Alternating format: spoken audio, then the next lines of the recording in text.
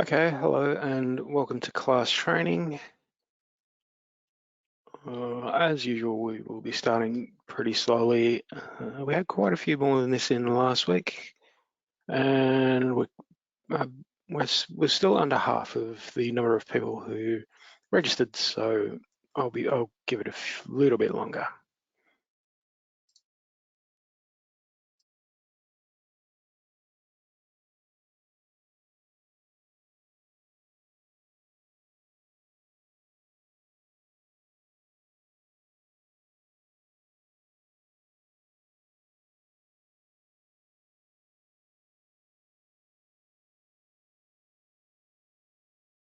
Okay, just give me a second. Okay. All right. For anyone who needs to connect to audio or anything, this is how you do it. Of course, I obviously wouldn't be able to hear that. That was why I was circling it with my mouse. Okay. All right. Now, before we do begin, I will acknowledge the original owners of country throughout Australia and its collection of surrounding islands. Today, I'd like to make special mention of the trial that has begun, the trial of Zachary Rolfe for the alleged murder of Kumanjai Walker in the Northern Territory. It's a bit sad that things have to get to these levels before things can before tensions can begin to reduce. I really hope that some justice comes out of that, and I hope that will allow some tensions to reduce, some communities to heal, and some relationships to be repaired. I will also pay respects to any mob with us today. I myself have connection to the lands of the Awabakal people. I'll also pay respects to elders, whether they be past, present, or emerging, and recognise that these lands were never ceded and that sovereignty was never extinguished. A little bit of housekeeping for today. This software doesn't let you unmute yourself, so if you do have a question, please just pop it into the questions section of your control panel. This is being recorded. I'll try and get it onto the website by the end of the week, hopefully by the end of the day, but we'll see how we go. Okay, today we're going through client services and actions. So this is part 3 of the group of sessions that we started 2 weeks ago. These are the 3 sessions that we have for general users of class. I'll spend a little bit of time talking about clients and services, but it will be pretty brief. I'll spend most of the day talking about actions. For anyone who doesn't know, my name is Samuel Martin. I've been on the ICT team for the past couple of years and doing these training sessions for about the past 12 to 18 months. Who was I going with that? And I'll be your presenter today, was what I needed to say to finish that bit. Okay, a little bit of an overview of today's session, pretty much exactly what I just said. For anyone who is wondering about that big thing right in the middle, CAUD is, it's database terminology, but we'll get back to that. Okay, we may as well just dive into it. So clients, okay, I do want to show you something to do with non-clients. Now, a full client is someone you could just call a client, and I'm pretty sure we all know who a client is. Client is someone who has had services from us. Now, the difference between a client and a non-client, I think I've gone through this, but I will just go through it again. Non-clients are only clients who've had only information, referral, triage services, and I do want to show you something about this. This is class. I've loaded up this page of the class documentation on our website. So we can see this non-clients. Who are non-clients? So we've got a whole write-up on non-clients. I don't know how up to date it is. It should be. The information about non-clients doesn't really change. So this is who a non-client is. They've only ever had informations or referrals, and they might have a service parked in triage that's yet to be converted. So that's what a non-client is. That's the basic difference between a full client and a non-client. So using the non-client section, so if you do want to enter clients in as being non-clients, which is a good idea, that means certain things for conflict checking. I'm not 100% across that. You will probably know more about it than me, but if you do want to use the non-clients section in class, then the way to do that is to go to new intake to add an information or a referral service for a client, or to park one in triage. That client will then be a non-client. Then if they need to be converted to a full client later on, they can be. I think we went through that last week. Okay, that's about it for clients for today. Not a lot there, I know. I do want to get onto actions. I did schedule this session for 90 minutes like I did last week. Maybe I would have handed you back some of that time again today, so fingers crossed there. Okay, I think I'm just going to move on to services. So this is what I was referring to before. So this is an acronym, CRUD. It stands for creating, reading, updating, and deleting. I've added copying. That's not part of it, but I will go through this. Again, this is pretty basic sort of stuff, but I'll just cover it quickly. So these are the basic sort of things you do with a database, which is what some people call class. It's technically not, but never mind that. Excuse me. So yes, you could create a record, you could read or view one, you can update one or delete one, and you can do this with lots of different things. I'll just show you how it works for services. So to create a service, now there's a couple of different ways. I've just come into search services. I might go into search clients now. We'll use the alternate method here, alternate intake method. For anyone who uses the new intake method, this might not be how you do it. We went through that last week though, so all of that training is available. If anyone needs to see how the new intake method works, there's a fresh video on our website you can watch at any time. Now, I'm just adding a new service. So I'm creating, this is create a new service for this client, which I've already got existing. This is an existing client. I'm just going to create a new record for this client, or a new service for this record if you want. So you just open the client record, click over to the services, and then click new. Now this is all, I'm sure we all know how to do this. So you create a new record, fill in your details, and click save. That's the basics on creating a new service record. There's obviously the new intake method, which I went through last week, repeating myself a bit here. So we know creating, to read a record, pretty simple. There's a couple of ways to do it. You can do this, come into search clients, find your client, click over to their services tab, and then you can find the particular service for this particular client, and then open it to view the record. The other way is to come into search services. So we have search services, it's a good screen. I'm not sure if I went through this one last week or the week before. If not, I'll go through it again anyway. So the way to, when you click on search services, it doesn't automatically load any data in for you. What you probably want to do is put an S in that column and hit enter. Then that'll load all the services. Then you can find them however you want, whoever they're assigned to. I'll search for mine. So this will give me a list of all of my services. Maybe you want the ones that are just open, not the closed ones. Maybe open date and close date will work there for you. I've made a mess of this, haven't I? These columns don't look very nice. Anyway, there's a bunch of different ways to, maybe you just look for particular service types. This is a way to find and open and then read records. You just find your service, click on the link to open it. And this is a way to read or, need to remind myself, read or view a record. And then to update something, again, really simple. If you want to make an update to this, you change whatever you need to update and click save.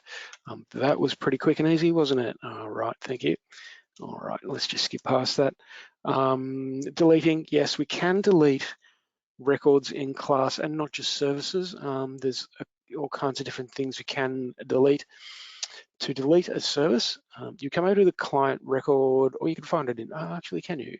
In search services, yes, you can. You can find one in search services.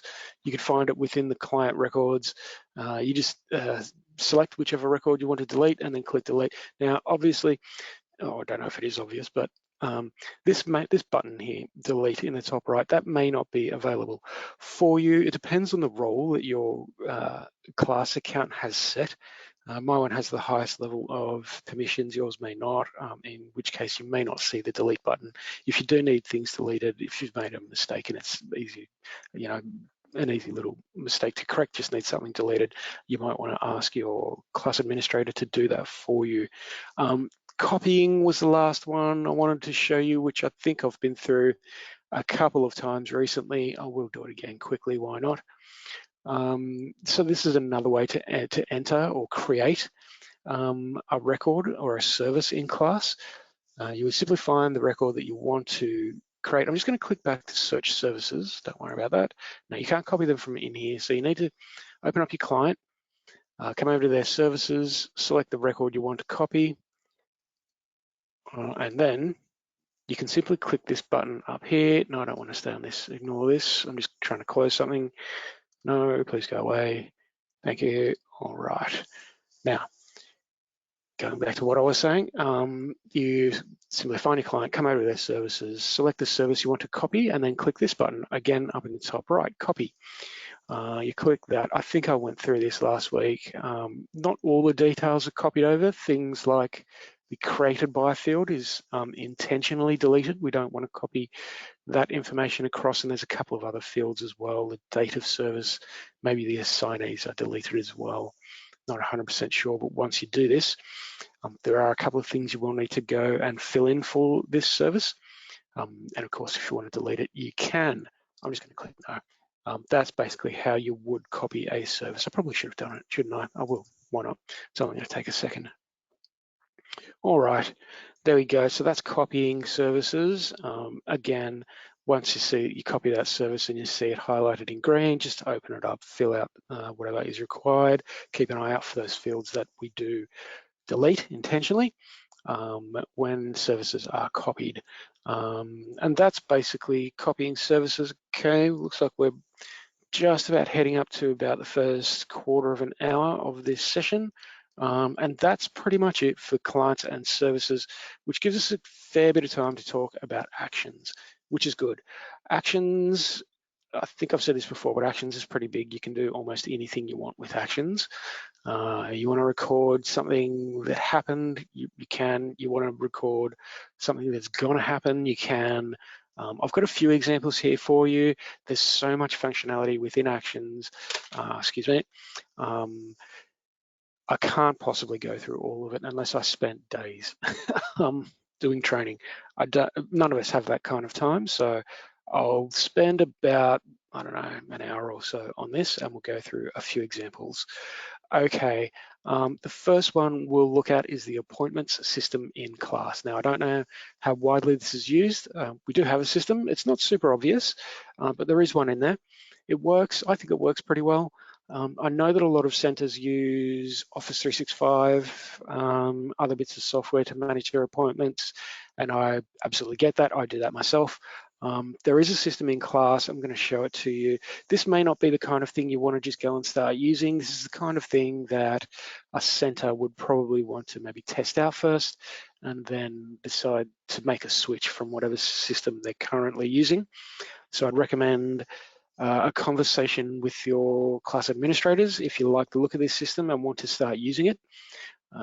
Let's go and have a look at how it works. The first thing to do is to assign an action to a solicitor. All right, so let's just pretend we've got a client on the phone and they want an appointment with their solicitor.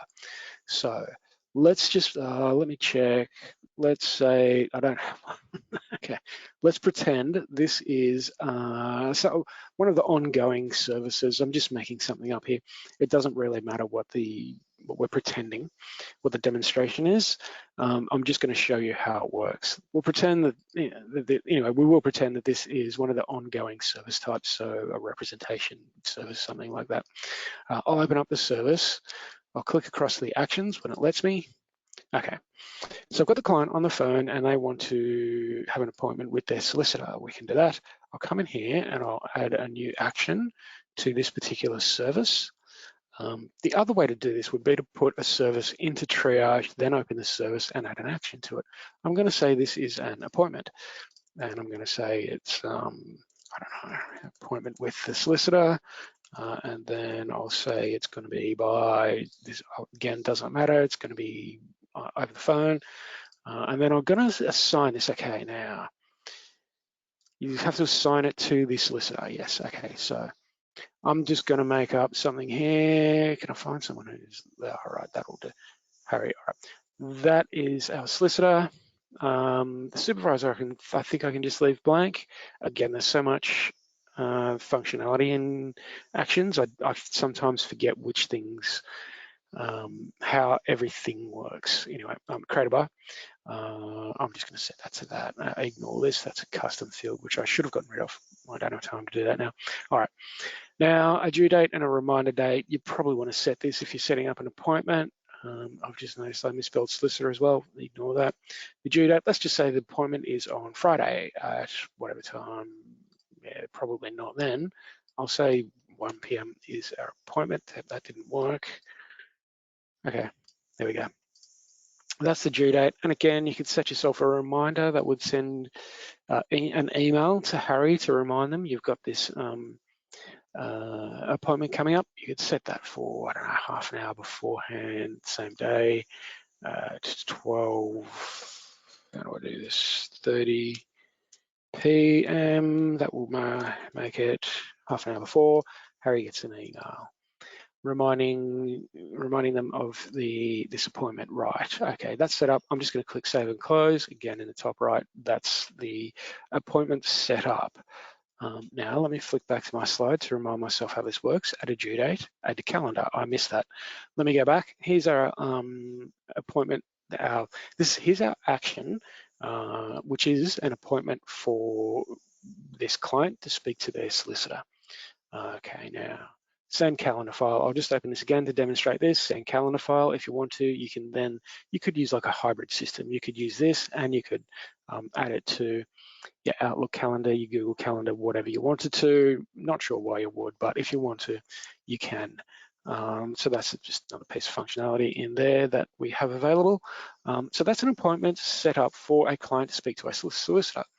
We assigned an action to a solicitor, added a due date, and we sent the calendar file. That will send in an email, and then you just click the link. And I've never been able to make them work myself, but if you can, that's great. Okay, now, maybe the solicitor wants to come in the morning and find a list of their appointments for the day. They absolutely can. What you do is you come into search critical dates, and then you will do a search for the solicitor's name. That was Harry. All right, Harry, hopefully we'll get one. There we are. So there's a list now. The reminder date for these are both the same, so that's the same appointment, which I know is annoying, but it's just how it works. What you could do is remove this, this one, the reminder, that's 30 minutes earlier, and that would get rid of that. Of course, the other way to do it is if you only want one, you would leave out the reminder date, that's the reminder date, and just leave the due date, and then you'll only have one record here. So imagine now that all we've done is come into search critical dates and search for an assignee. Okay, now, you might get, rather than 2 records or 2 items, you might get 200 because every appointment this solicitor has ever had has all been listed in here. So if you want to filter those, you could do, we want to know today's the 18th, we'll click on that. You could just do today, click OK. Obviously that's going to give us 0 records. Click whatever date you want to do that, whatever date you want to find the appointments for. Select that, hit enter, that will load all of the appointments just for that date. You could then export that, you could screenshot it, send it to the solicitor, export it, send it to the solicitor, or the solicitor can look these up themselves. Okay, so that's basically the appointments system and how it works. Any questions, feel free to fire them in on your questions panel or send them into the help desk. We'd be more than happy to answer any of your questions there. I'll show you how to get help from the help desk a bit later. That's the appointment system. Okay. Advice notes and supervisor reviews. This is something that I know that some centres use. I don't know. Again, this is another thing. I don't know how widely this is used either. I will show it to you. And again, probably another thing that that a centre would probably want to make a decision to use as a system, as a group. You would make that decision. Okay. Let's go and have a look at how this works. Advice notes and supervisor reviews. You enter a note of some legal advice. All right, so the client has had their appointment with their solicitor. Let's just pretend it was a legal advice. We do a lot of those around the sector.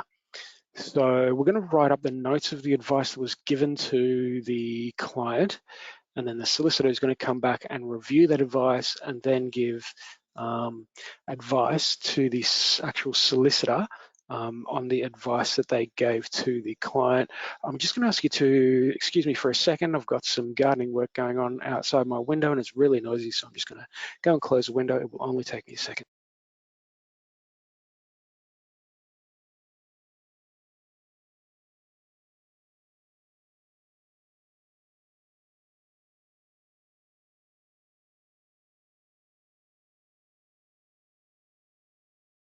Okay, excuse me. That's a bit better.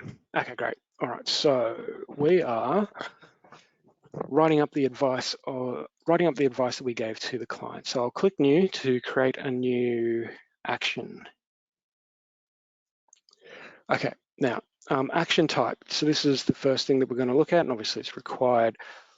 So I think I showed this either last week or the week before, and there's a bunch of different action types. You could set up your own ones as well. This one we're looking at is advice notes, and it's right there. So I'll click advice notes. Again, contact method doesn't matter, whatever. And then you write up the notes. This is that of the advice that you gave to the client. Okay. Then, okay, I've got notes here for myself. Okay, right. So then you have to set the assignee and the supervisor.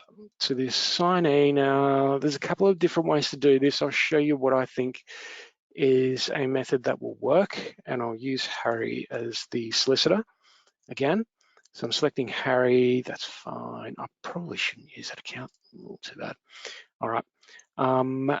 So I'm setting Harry as the solicitor. Okay, so this action is going to be assigned to Harry.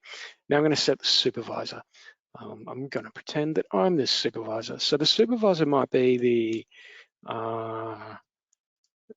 principal solicitor, the manager or director of the centre, whoever it is, whoever's doing the review of the advice.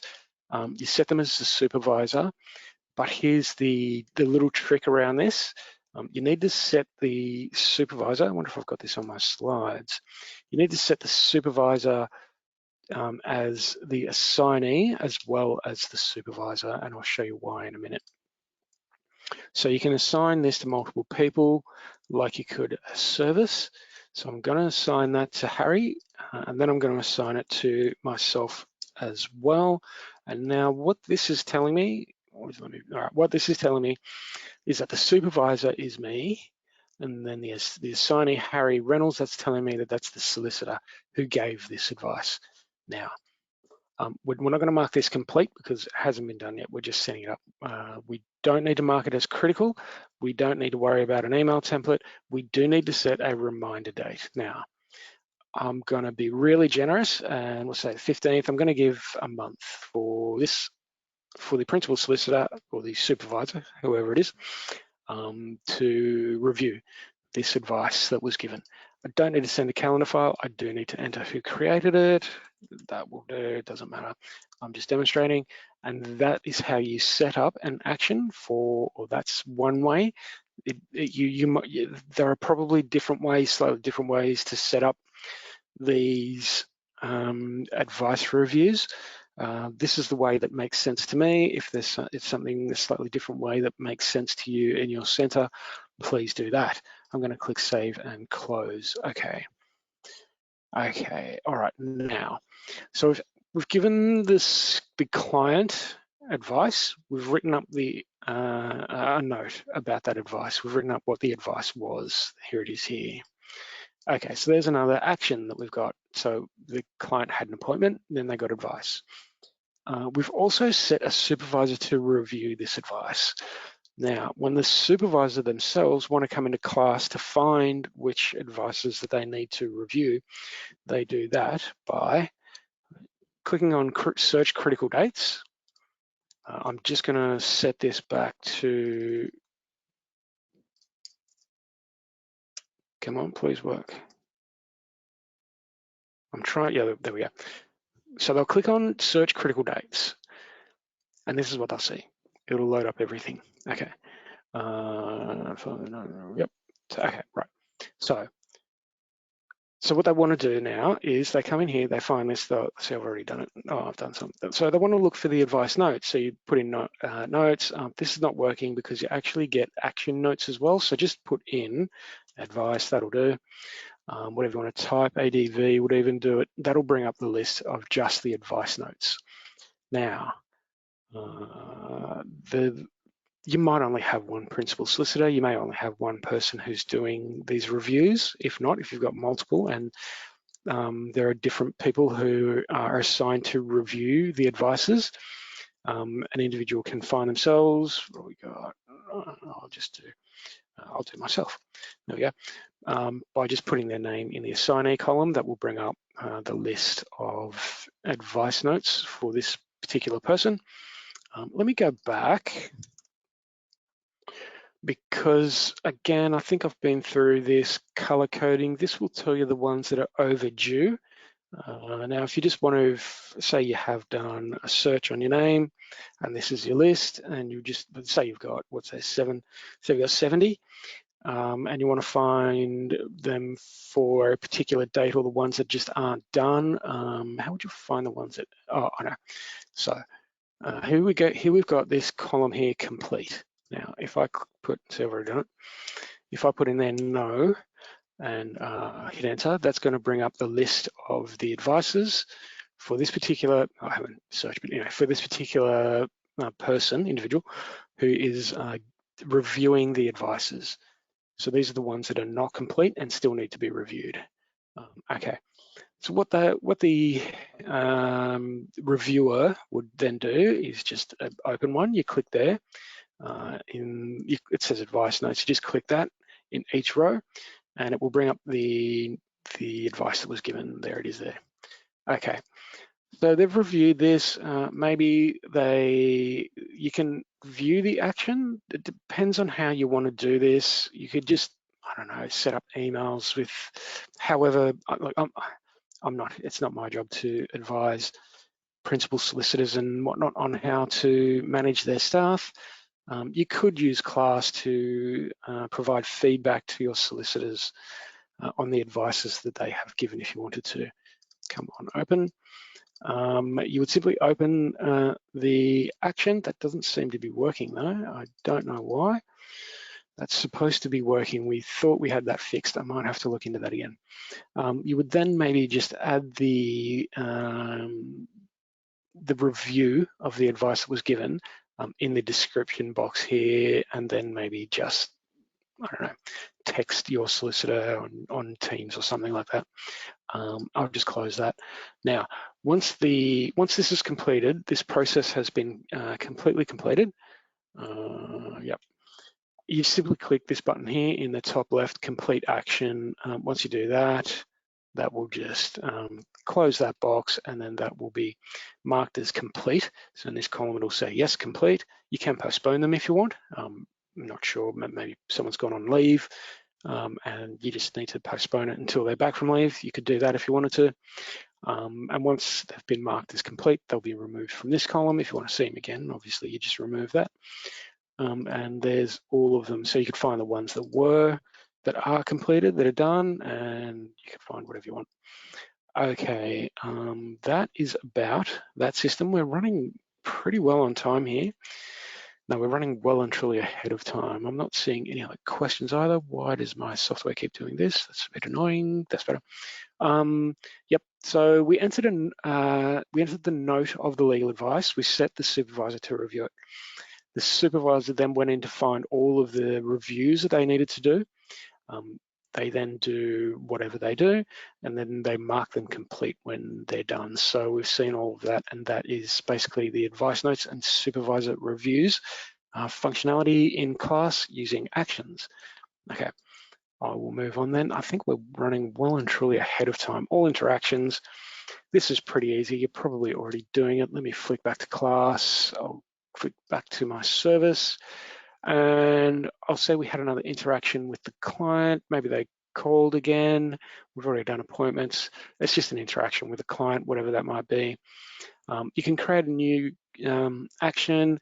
You can say it's a communication. You could use something else. You could say it's an action note, a closing note. I don't know, whatever it is. You could use a note, just a note. Whatever it is, I'm going to say it's a communication to record an interaction with the client. Again, I'm going to say it was phone. That doesn't really matter what I'm going to do. I'll say I spoke to the client on the phone, and then you would go through the rest of it how you normally would. Assign it to whoever you like. I don't actually really need to. It's not required. You know how to assign things. You assign it to whoever you would like. Assign a supervisor if you want. You can mark this one complete because it doesn't need any work being done. This is something that's just, we're just making a record of an interaction we had with the client. We won't need a reminder date for the same reason. We won't need a calendar file. We will need to mark who created this record in class. That was me. And I can just click save and close again. That will make a record of that interaction that we had with that client. There it is, communication. Now, if you were to do it that way, you could come in and just do a search for that, and it will just bring up the list of the communications or interactions, if you will, that you had with the client.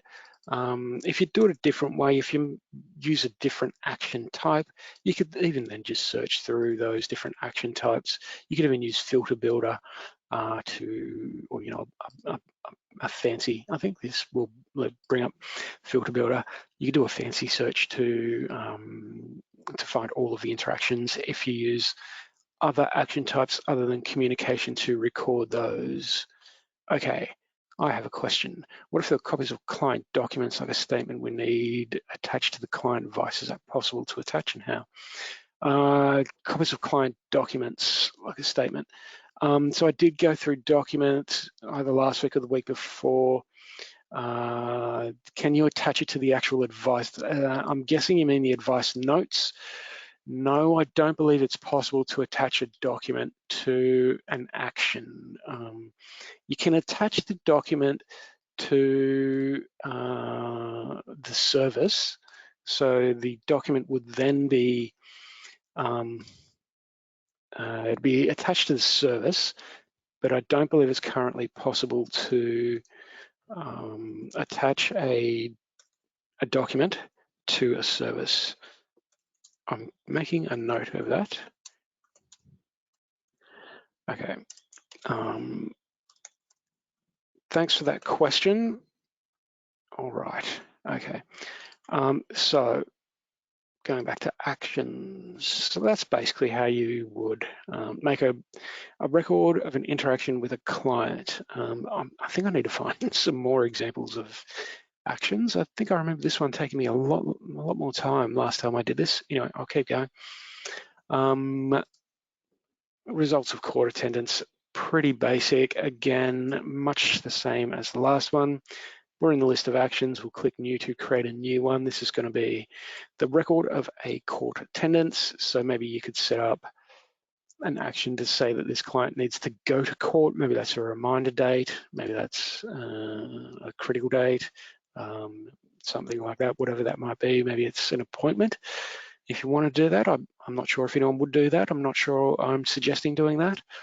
However you do that, what we're going to do is we're going to record the result of a court attendance. So we're going to select the action type court attendance, and we see that we get a bunch of new fields appear here. I'm just going to select really randomly here. Number of attendances, there was 1 attendance in this court. So with that, you could do this either way. You could use one action to record all of the attendances at court or tribunal. And you could say client has been 6 times and just come in, update this one action, or if you wanted to do it the other way, you could add a new action for every time the client attends court. That way you can say, this is what happened in court today. And then you can list the date. We'll say it was today. Yep, there we go. You can add minutes spent if you want. Tick client attended. Yes, client attended. You can put the hearing type if you like. I'm going to select really randomly. That probably makes no sense at all. Doesn't matter. Again, I'm just selecting really randomly here. So that's basically how you would set up a court attendance. The rest of it is the same. We've seen it all before. You would do your signing. You can mark this as complete. We've done this. We've been to court. This is what happened. You mark it as complete. Probably wouldn't need to mark it as critical. You don't need to don't worry about the email template. I wouldn't bother putting a due date, but maybe that's what you do, a reminder date. You could do that. You could set up the court attendance in advance and set a due date and a reminder date, and then send a calendar file if you wanted. There's a bunch of different ways to use class. Yeah, so kind of up to you really how you want to do that. But it's all there, all the functionality is there. You can record court attendances. How you do that, there's maybe not infinite, but a lot of different little differences in the ways you might want to do that. Record attendances at court. That's it. Yeah, I really need to find some more examples of actions. That's a really brief kind of overview of it, actually. I remember this taking a lot longer last time. Anyway, it looks like I'm going to be able to hand you back about half of that 90 minutes that I scheduled in. Not sure why this is so short, but that's a bit of a look at some of the functionality in actions. Again, they're often used for things like limitation dates, reminder dates, things like that.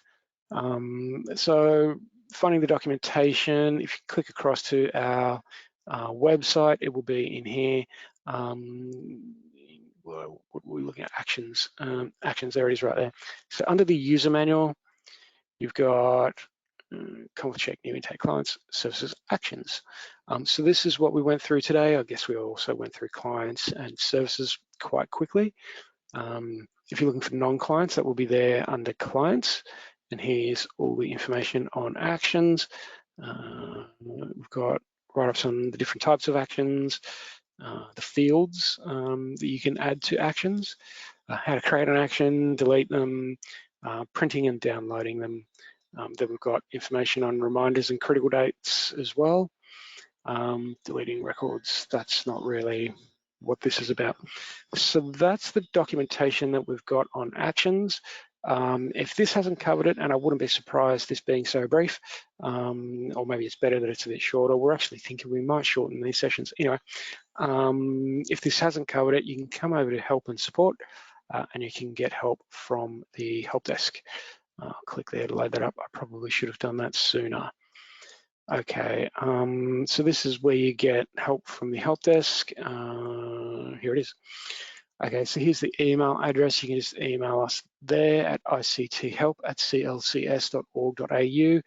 That will send an email to our software, and we will then respond to your email then. You could also use the portal.